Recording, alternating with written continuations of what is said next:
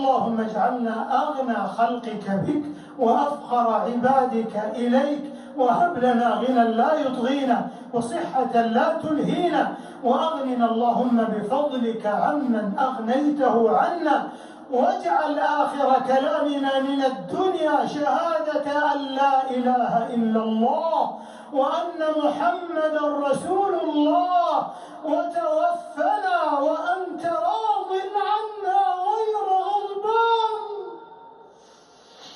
يا رحيم يا رحمن. اللهم أعز الإسلام والمسلمين وأذل الشرك والمشركين ودمر أعداء الملة والدين، واجعل هذا البلد آمنا مطمئنا سخاء رخاء وسائر بلاد المسلمين. اللهم آمنا في أوطاننا، اللهم آمنا في أوطاننا.